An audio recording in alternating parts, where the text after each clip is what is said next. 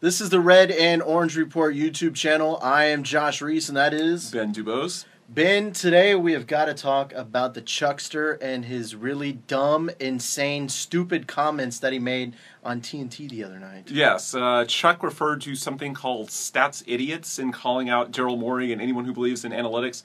Chuck, I'm going to sit here and tell you, if anyone's an idiot, you are. Yes. Analytics are information. It is baffling to me how you would want less information or how you could argue it. No one, especially not Daryl Morey, has argued against traditional methods. No one is saying analytics alone are the solution. What they are saying is that analytics are a part of the picture, in addition to traditional scouting methods, in addition to some of the more commonly used metrics. It is just simply more information on which to make your decisions. You know, you look at a baseball player, for example. Chris Carter, if you were to judge just by batting average, might not be a particularly valuable player. Yeah. And strikes out a lot. But then, then there's this whole home run statistic, you know, and he happens to be really good. What happens? Well, you have to balance one against the other, and you come to an overall conclusion about the value of the player, and that's what analytics helps you do. Analytics helps you just bring more information to make a more informed decision. And why you would want less information, I have no idea. One of the big things that Chuckster said the other day was you have to look at the player and see if he's a good player. You have to look at the talent. You know, Daryl Morey, he brought in James Harden, talented. He brought in Dwight Howard, talented. He brought in Trevor Ariza, talented. Yeah, but there were stats that showed you that they were going to be good players. Yeah. You just didn't look at James Harden and go, okay, he can shoot the basket pretty well. We're going to have to bring him in. Yeah. No, there's stats that back that up. Yeah, the stats were what proved Barkley wrong. You know, our good buddy Dave Hardesty pulled up Charles's quotes from after the Harden trade, saying it was a great deal for the Thunder because he didn't believe that Harden could sustain his production over a larger number of minutes. It was the advanced metrics that told Joe Morley and told the Rockets that, in fact, they would extrapolate, that he would or could become a star player. And it's not like the Rockets are biased towards one side of the equation. The flip side, we just saw 2 months ago, Josh Smith. A lot of the advanced analytic metrics Tell you not to get hate Josh Smith. Yes. They hate him. The reason the Rockets brought him in, and they're having success with him, is that they believed in some of the old school methods. They believed that a culture change, putting him with a good friend of his in Dwight Howard, putting him in a winning locker room, putting him with a coach he respects in Kevin McHale, he thought that could change the story for Josh Smith. And it has. It's helped him become a better player. And he's more responsive. You know, he's taking far fewer mid-range jumpers, far fewer long twos than he did in Detroit, and he's a much more efficient and better player for doing it. So if the Rockets were this analytics-only organization, then Josh Smith never enters the picture. Josh Smith was an example of Daryl Morey thinking outside of the box, outside the analytics box, and doing something conventional. And it works. It's worked for him both ways. Now, one thing I really want to hit on, I am sick and tired of hearing journalists on Twitter and around the country say that Barkley is half right. No, he's not. He is either right or he's wrong. And of course, we think he's wrong. But this whole thing about he's half right, that, well, you know, analytics are valuable to a point, that is not what he said. What he said is analytics are crap, that analytics suck. He referred to, you know, stats people as idiots.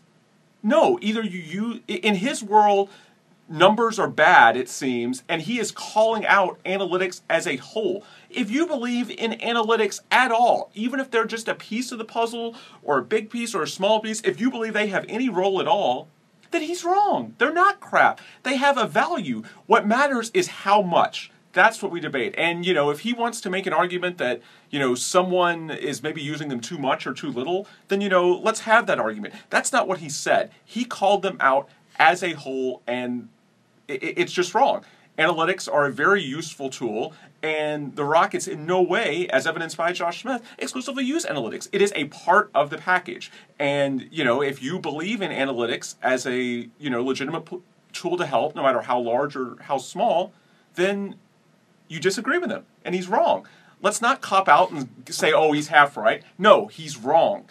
He is wrong. I think one of the funnier things is that if you look at the analytics, He's actually an undervalued Yeah, player. I know. Nate Silver. It's funny. Nate Silver at 538, had a great article about how, the conventional methods view Barkley not that great because, he never won a ring. His team's never had a ton of success. Made the finals that one year in Phoenix. But, it's the analytics stuff that reveal how insane of an offensive player he was. His efficiency was off the charts. So, for him he's almost degrading his own legacy. Yeah.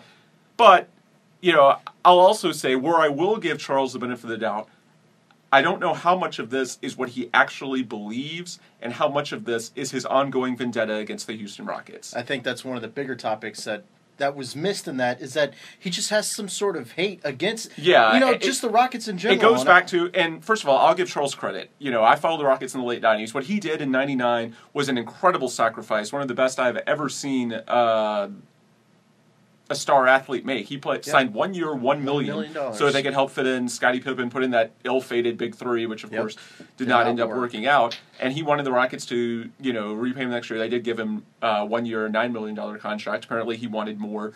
But every major decision... That's his own fault for signing the contract. Yeah. First of all, if he thought he was worth more money, don't sign the damn deal. Yeah. Don't bitch about it later in life. But every major decision the Rockets have made since then, he has been on the other side of. He declared Yao Ming would be a bust and, had to kiss a donkey when he scored 20 points, which, by the way, happened less than 2 weeks into Yao's career.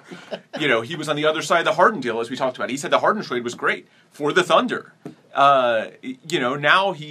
Now he's on this kick against Dwight Howard, egged on by his buddy Shaq, and, the Rockets aren't contenders. We hear that every time the Rockets are on TNT. Every single time. By the way, how funny is it to admit this, that the Rockets are undefeated on TNT? Isn't that so strange? Yeah. I would hate to watch Charles in the studio. I feel like he's very angry.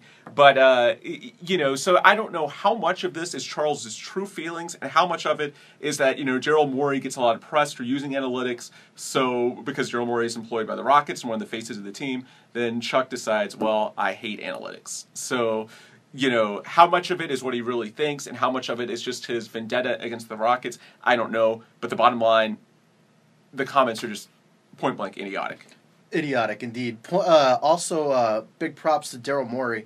I love Daryl Morey. He just speaks his mind. I love that, even through Twitter. Yeah. Thank you, Daryl Morey. It's so funny to always hear, Mark Cuban said again today in one of his interviews, Daryl's not so good at the social media thing. No, I think he's great. He's just fine. I think he's great. I love the honesty. I love the candor.